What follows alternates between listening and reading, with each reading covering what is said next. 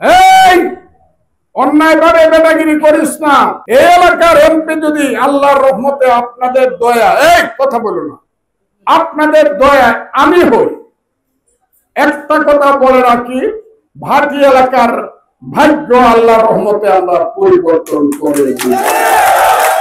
প্রত্যেকেই মনে করবে আমি একজন ফজলুর রহমান। আমাকে মনোনয়ন দেওয়ার জন্য আমার দলের নেত্রী দেশনেত্রী বেগম খালেদা জিয়া এবং আমাদের ভারপ্রাপ্ত চেয়ারম্যান জনাব তারেক রহমান সহ সবাইকে আমি কৃতজ্ঞতা জানাচ্ছি। 8ই সেপ্টেম্বর আমি এসেছি, এইখানে একটা মিটিং হয়েছিল, হাজার হাজার মানুষ, আপনারা এসেছিলেন। তখন আমি দল থেকে যে কোনো কারণে সাসপেন্ড ছিল, তারপরেও কিন্তু আপনারা হাত তুলে বলেছিলেন ফজলুর রহমান আমরা আপনার সাথে আছি।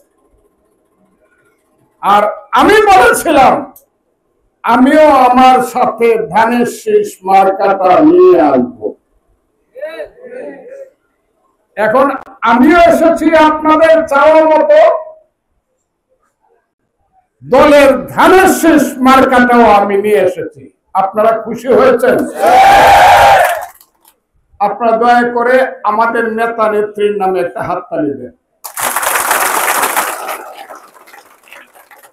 সেই মার্কা আনার পরে আমি বলেছিলাম যেদিন আমি নমিনেশন পাবো, স্কিন শুষ্ক রুক্ষ হয়ে যাবে বলে কি বাইরে যাবে না? জাস্ট 1 2 3 4 করো, স্কিনটাকে রিভাইভ করো।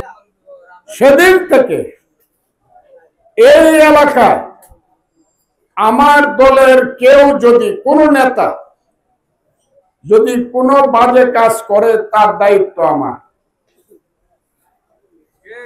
বিএনপি যদি কোনো খারাপ কাজ করে তার দায়িত্ব আমার আজকে থেকে। কারণ আমি এখানে মনোনয়ন পেয়েছি, মানে দল আমাকে স্বীকৃতি দিয়েছে, officially you are the leader of Itna Mithamain Austagram. এমন না, কিন্তু অফিসিয়ালি দল আমাকে স্বীকার করেছে, ইটনা অষ্টগ্রাম মিটামনের নেতৃত্ব আমরা তোমার হাতে বিশ্বাস করে দিলাম। কাজে এখন থেকে আমি সবাইকে বলবো, নেতৃত্বকে প্রথম বলবো, এমন ভাবে কাজ করবেন যাতে দলের মুখ ছোট না হয়, আমাদের নেতৃত্বের মুখ ছোট না হয়, আমার মুখ যাতে কালি না পড়ে আমার মুখে, আপনাদেরকে যাতে মানুষ খারাপ না বলে। আমরা এখন থেকে খুব পবিত্র ভাবে এই দেশের মানুষের সেবা করার জন্য আমাদের সবকিছু বিসর্জন করব। আপনাদেরকে কথা দিন। অনেক কথা আমি শুনি, অনেক যাচাই আমি করি, কিন্তু পরে গিয়ে দেখা যায় এটা তেমন কোনো ব্যাপার নাই। হাত দিলে কিছু পাওয়া যায় না, শুধু গুজবের মধ্যে আর ইউটিউবের মধ্যে এটা পাওয়া যায়। তারপরে আমি বলবো, আপনাদেরকে আমি কথা দিচ্ছি, আমাদের দল বিএনপি আল্লাহর রহমতে যদি ক্ষমতায় আসে, দায়িত্বে আসে, এই এলাকার এমপি যদি আল্লাহর রহমতে আপনাদের দয়া, এই কথা বলো না, আপনাদের দয়া আমি হই, একটা কথা বলে রাখি, ভাটি এলাকার ভাগ্য আল্লাহর রহমতে আমরা পরিবর্তন করে দিই। একটা এলাকার জাতীয় সংসদ সদস্য আমি জানি না, কিন্তু আল্লাহ সাক্ষী রেখে বলছি, একটা এলাকার সংসদ সদস্য একটা মানুষের ঘরে অথবা সব মানুষের ঘরে, সব মানুষের অন্তরে কিভাবে বসবাস করতে পারে এইটা আমি দেখিয়ে দিব। এই এলাকাতে প্রত্যেকেই মনে করবে আমি একজন ফজলুর রহমান, আমি একজন ফজলুর রহমান। এই অন্যায় ভাবে বেটাগিরি করিস না। আমার নেতার নাম কিন্তু, এমপির নাম কিন্তু ফজলুর রহমান। একজন গরুর রাখাল যেন আঙ্গুল উঁচায় করতে পারে।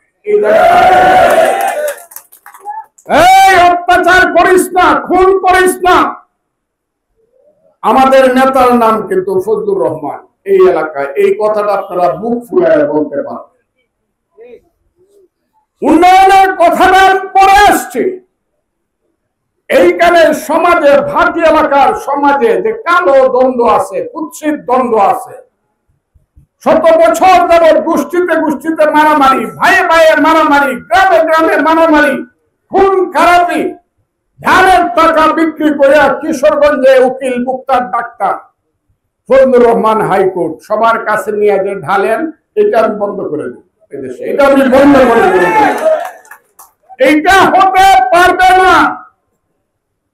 কোন এলাকায় যদি কোন ধরনের বিশৃঙ্খলা হয়, কোন ধরনের দ্বন্দ্ব হয়, গন্ডগোল হয়, প্রথমে বলবেন এই এলাকাতে আমি এমন একটা অবস্থা সৃষ্টি করব। এখন থেকে 50 বছর 100 বছর আগে যেমন গ্রাম পঞ্চায়েত ছিল, 22 গ্রামের মাতবররা সব মানুষেরা বিচার করে গ্রামের মানুষের দ্বন্দ্ব মিটাত, কোর্ট কাছারি আদালত ফৌজদারিতে যাইতে হইতো না। এইরকম ধরনের সৎ মানুষ, ভালো মানুষ, এটা আমার দলের নেতা হোক, দলের বাইরে হোক, যে গ্রামে, যে ইউনিয়নে, যে থানায় যে আছে, প্রত্যেক থানায় দ্বন্দ্ব নিরসন এবং দেখার জন্য এইখানে নির্দিষ্ট কমিটি থাকবে, দলমত নির্বিশেষে যোগ্য ব্যক্তিদের মাধ্যমে।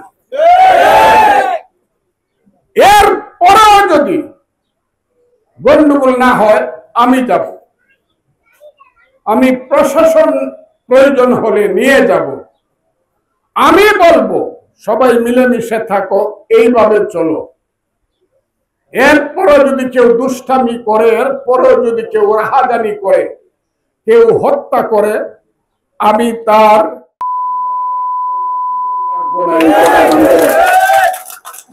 খুব ক্লিয়ার। শুধু ফজলুর রহমান হিসাবে নয়, শুধু এমপি হিসাবে নয়, বাংলাদেশে 1 লাখ উকিল আছে, এখানেও আছে। এর মধ্যে 100 উকিল হইল সিনিয়রের গ্রুপে, এই 100 একজন হইল আপনাদের হতভাগা ফজলুর রহমান। এর উপরে উকিলের আর কোন টাইটেল নেই। সেই ফজলুর রহমান আইনগত ভাবে হলো আমি তার শেষ দেব, যে কথা না মেনে সমাজে গন্ডগোল করবে, হত্যা করবে।